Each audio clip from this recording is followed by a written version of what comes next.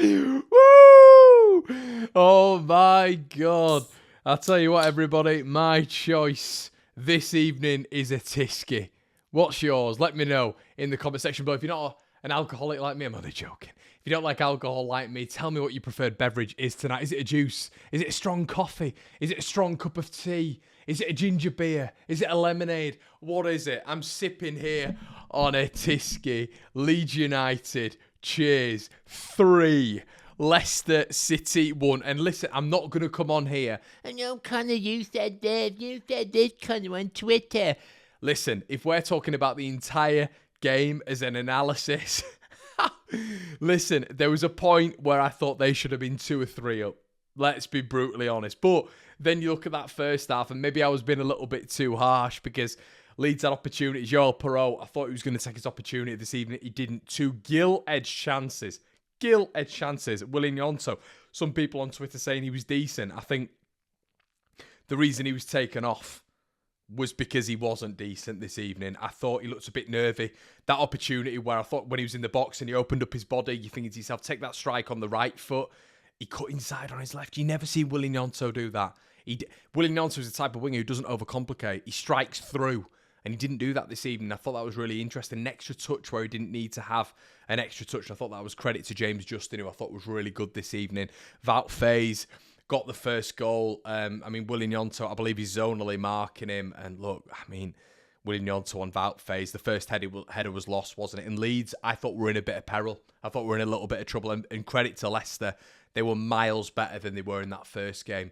Maresca had figured it out a little bit. I thought they were a little bit more sort of dominant in all areas. We can't look at tactical analysis. I thought at phases in that game, we were sort of lucky to be 0-0, 1-0. And that is what you've got to say straight off the bat. The goal then came, the offside goal, and you're thinking, oh my goodness. I don't really know why it wasn't given, to be quite honest with you. Was it an offside? You guys will let me know in the comment section below. But I've no idea. I've honestly no idea. But, oh, that is beautiful. That is beautiful. To say, listen, what happened? What happened?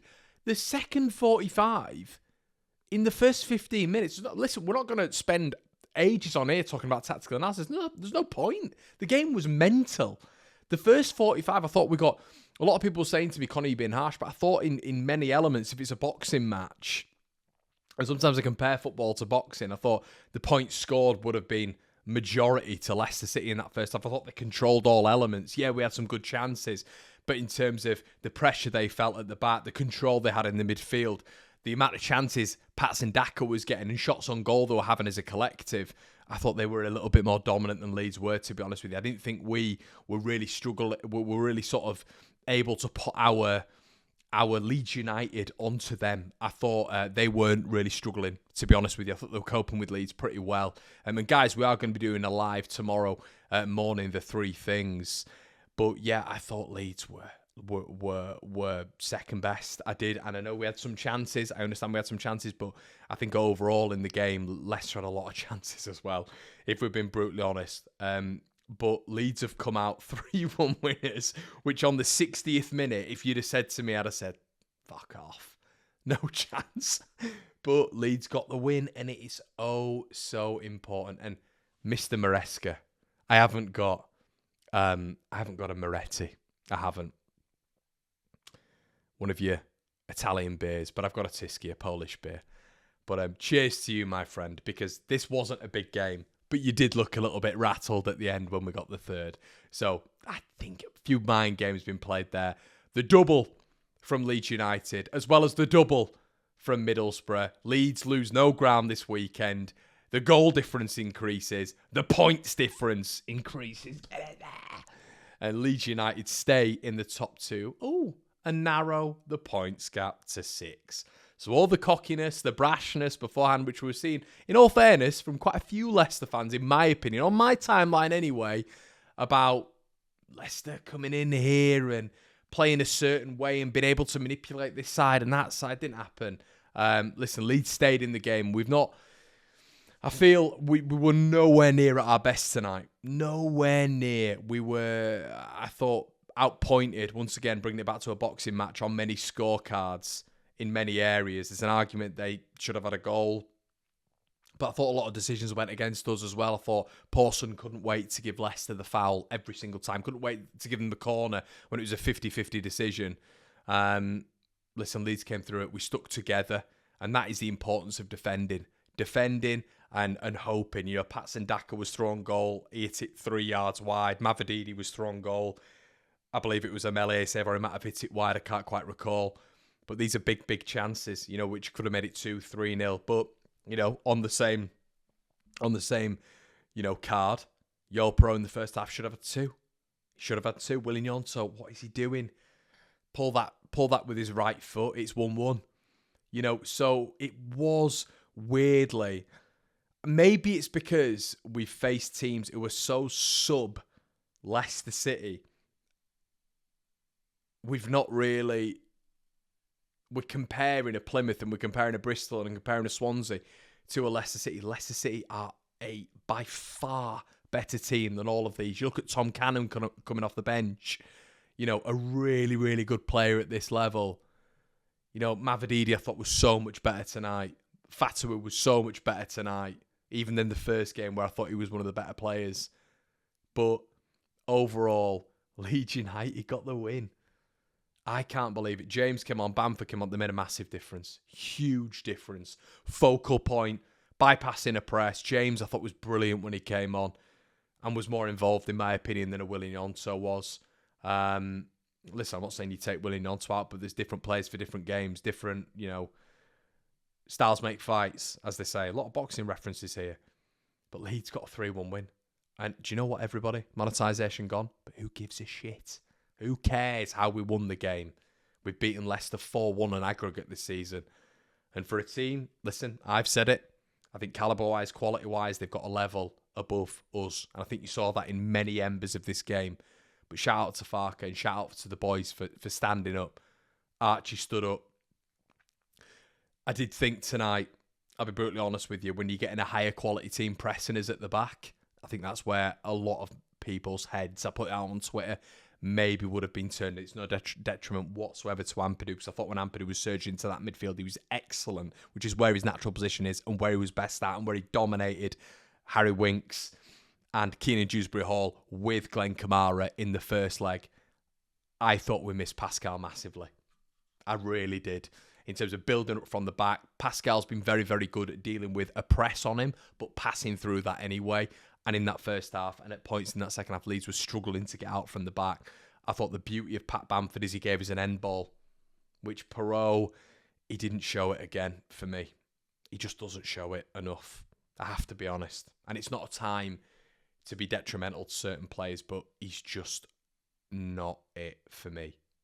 Yeah, he might improve. He might. And listen, he scored X amount of goals, hasn't he? He scored X amount of goals.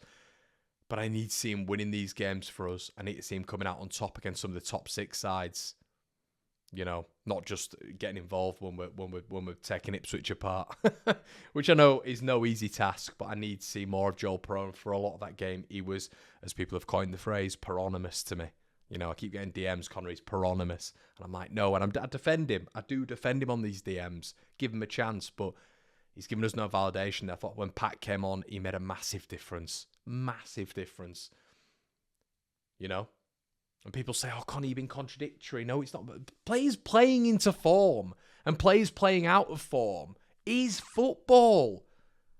What are we talking about here? If you've got an opinion on Pat Bamford at the start of the season, and it's changed by now, it's because Pat Bamford's come into form. If you've got an opinion on Archie Gray, that's different to what it is right now. It's because Archie Gray's probably better at right back than he is at central midfield because of what you've seen. Do you know what I mean? Players playing into form changes your opinion. Football changes your opinion. You're allowed to have a different opinion right now to what you had at the start of the season. That's normal. It's not normal in the Twitterverse and the Instagramverse and all this sort of stuff. But in real life, when you're down with your mates and there's normal people talking to you, that's allowed. It's real. It's rationale. You know? And right now, Pat is a better option than Joel Pro, which I never thought I'd be saying at the start of the season. But I thought, for example, tonight in that first leg, we were so brilliant from the back. passing out from the back when it came to Strauch and Rodon. I thought we struggled a little bit with their press tonight. Thought Elan looked a little bit more edgy. But I don't give a shit. I don't care. I've given them the plaudits when it's come to Leicester in terms of them coming to Ellen Road and putting on a bit of a show. But it don't matter. We've beaten you again. Enzo, cheers, pal. Once again. It doesn't mean anything to you.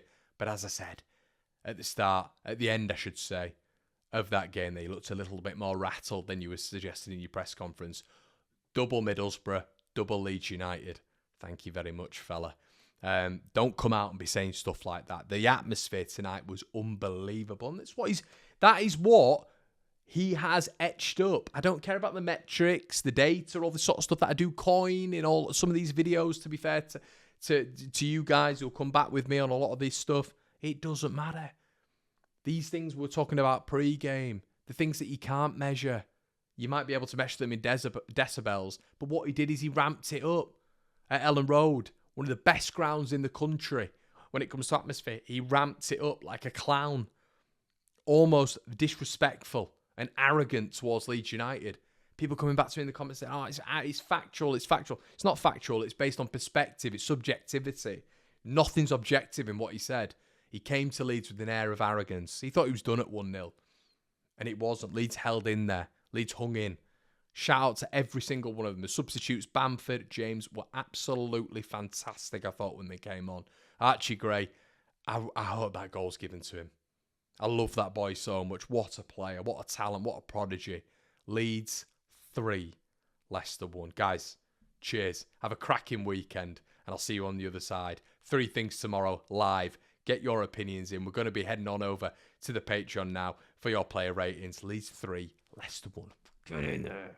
Game on.